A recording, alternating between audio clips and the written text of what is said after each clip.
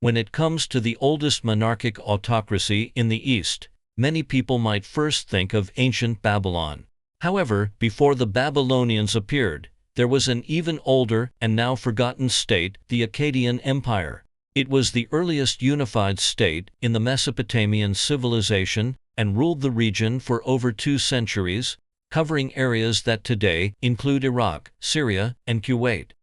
Today, let's delve into the history of the Akkadian Empire to explore how it rose, developed, and ultimately fell into decline. The Akkadians were a branch of the Semitic peoples. Around 3000 BCE, they migrated into the Mesopotamian region and began to settle north of the Sumerian territories.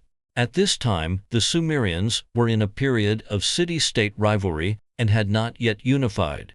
Their civilization was already highly advanced, having created cuneiform writing, irrigation, agriculture, and a complex religious system.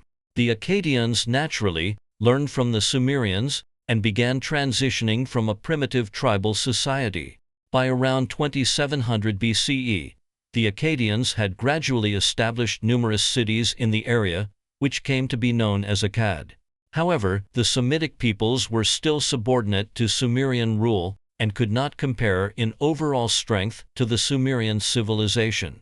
It wasn't until centuries later that one man changed history and the fate of the Semitic people. This man was Sargon I, the first king of the Akkadian kingdom. Sargon I was a legendary figure. His name in Akkadian means legitimate king, perhaps emphasizing his claim to rightful rule. His origins were not noble, indeed, they were quite mysterious. According to legend, Sargon was born into an ordinary family and may have been an illegitimate child.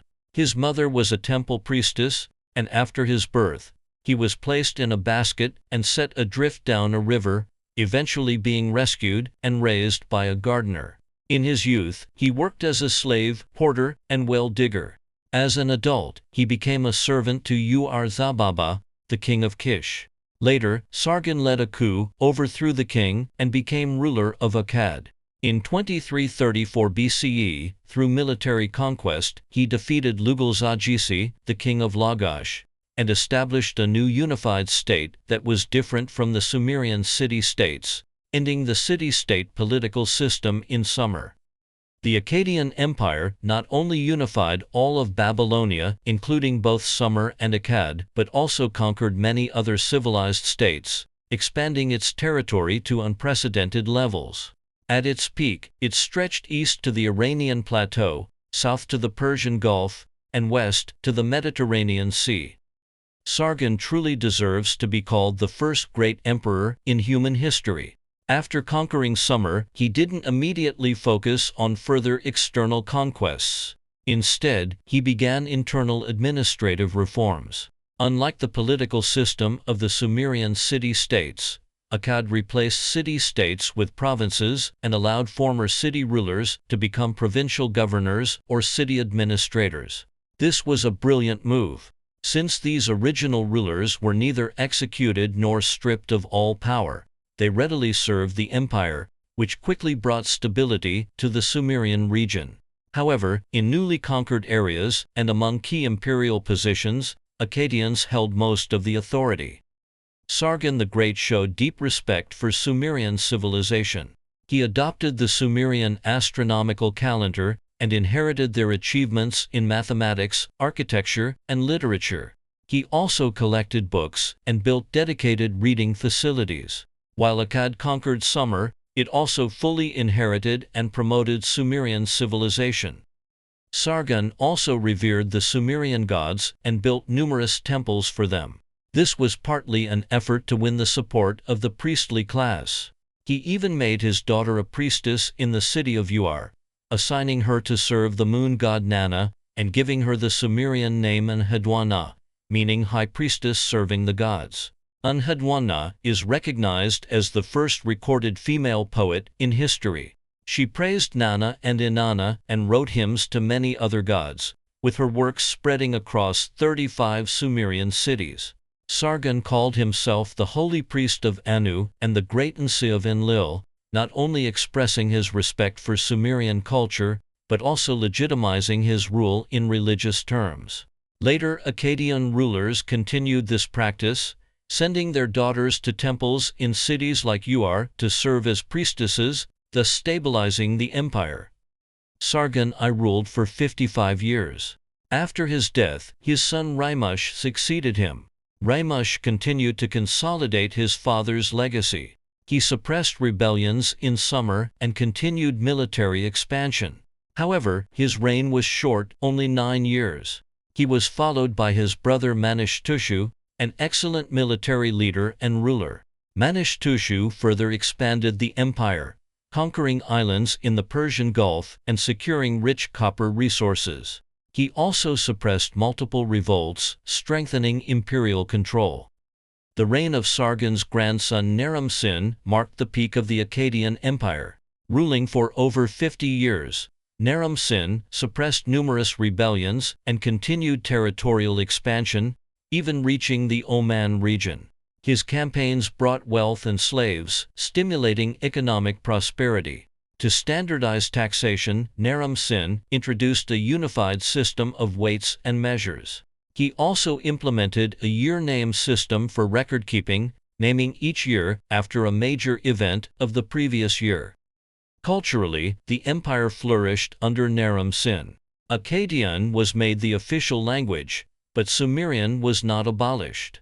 Traditional Sumerian scribes still played important roles, and the two languages coexisted. Although distinct in written form, they influenced each other in spoken usage. As the Akkadian Empire expanded, Akkadian became the lingua franca of the Near East for centuries. It remained in use even during the Persian conquest of the region. This cultural integration made Akkadian civilization rich and diverse.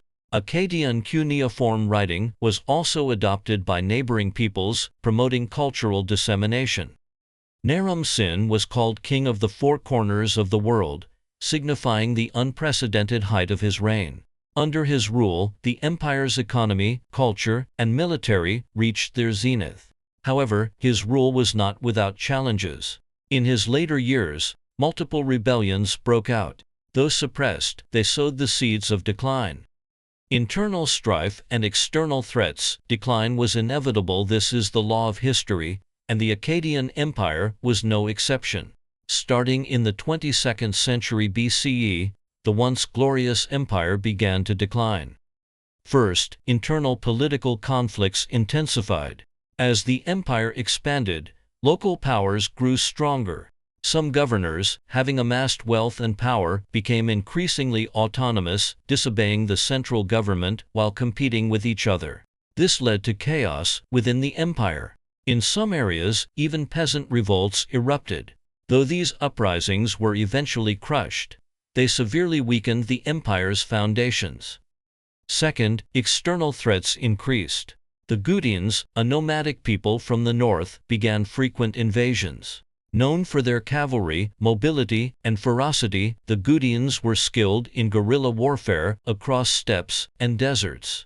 They frequently raided Akkadian borderlands, looting and killing civilians. The Akkadian army, though once mighty, gradually lost ground. In a decisive battle, they were defeated by the Gutians, and the capital city of Akkad was looted. These invasions devastated the empire's economy and social order. Furthermore, natural disasters struck deadly blows. The Mesopotamian plain suffered frequent droughts and floods. Droughts cracked the land and ruined crops, while floods destroyed fields, homes, and irrigation systems, displacing countless people. Food shortages led to soaring prices and social unrest. In the 22nd century BCE, a major drought caused famine across the region. These disasters weakened the economy and worsened political instability. After Naram-Sin's death, his son Shar-Kali-Shari was overthrown in a palace coup. The empire plunged into chaos. City-states declared independence, and nomadic tribes invaded. The Gutians from the Iranian plateau delivered the final blow. In 2154 BCE, the Akkadian Empire collapsed completely. Its capital, Akkad, was destroyed and has never been found by archaeologists. Although the Akkadian Empire lasted less than 200 years, its legacy was profound. Akkadian became the lingua franca of the Middle East. The Assyrian and Babylonian empires later adopted it as their official language. Akkad's legal and bureaucratic systems were emulated by future civilizations.